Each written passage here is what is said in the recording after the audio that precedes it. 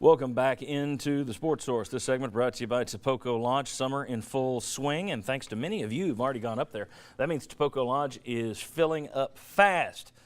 Not only can you stay, not only can you dine there, but reach out to them on Facebook and you could work there. Competitive wages, incentive programs for their employees, even the potential for on-site lodging. Contact at Tapoco Lodge there on Facebook for more information if you're interested in joining the Tapoco Lodge team. And if you want to get up there and have lunch, dinner, or check out the spectacular stay, Tapoco Lodge, tapoco.com. All right. You can say a schedule looks good and mean that it sets up nicely. Or you can say a schedule looks good and it means a lot of good games to watch, but that may not necessarily mean it's good for the team because it's tough. I think this is closer to that latter thing. I don't know that this sets up nicely. It probably will in terms of RPI, but it's a challenging schedule. It hasn't been completely set, but let's take a look at what Tennessee, what we know about their non-conference schedule so far. November 13th, they've got Georgia Tech coming here. November 21st to the 23rd, there at Thanksgiving. They are in the preseason NIT in Brooklyn, and it is going to be basketball names all around you. Kansas, Louisville, Marquette, and Tennessee. You will play 2 of those opponents.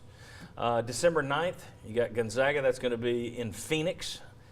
At Memphis on December 15th, you renew the rivalry there.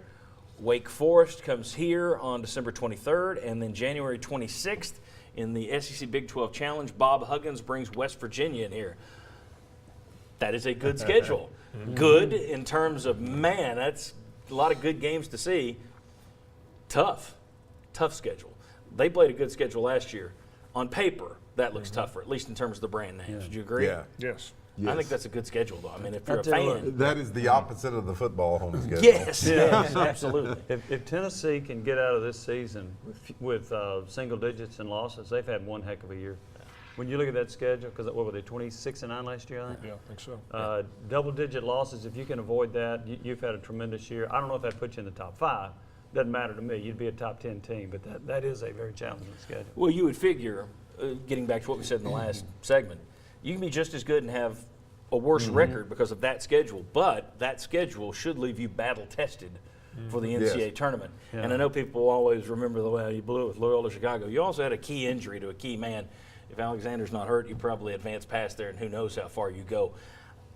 I just love the schedule. I applaud Rick Barnes for doing it. The SEC is going to be really good, too. Good tease there. It's perfect. He's producing for me today. Let's take a look at the SEC slate. Here we go. The dates haven't been announced, but here's who you get at home and away. Tennessee always has Kentucky, South Carolina, and Vanderbilt. Those 3 are your permanent opponents, home and away. This year you're going to get Florida and Conzo Martin, home and away, both of those slots. At home, you're going to host Alabama, Arkansas, Georgia, and Mississippi State. And remember Tom Crean now at Georgia. And on the road, you're going to have to go see Bruce Pearl at Auburn, LSU, Ole Miss, Texas A&M. Of course, you tied for the regular season title with Auburn last year. It's probably going to come down to Tennessee, Auburn, and you throw out Kentucky this year. So got Auburn on the road, got Kentucky home and away. Looks, again, if you're looking at season tickets, and we're about to talk about how you can win them, I would be interested, I would be more interested in the basketball tickets than football tickets, personally, because I think better team, better schedule. More good games. I agree with that 100%. Every SEC home game is interesting for at least one reason. I mean, Florida, Kentucky, you always look forward to them, but you're not always guaranteed both of those at home. So to get them, Conzo Martin returning, Tom Crean added now to the SEC, I think it's a really good schedule. Yeah. All right, very good. When we come back, how you can enter to win football season tickets, basketball season tickets, and more.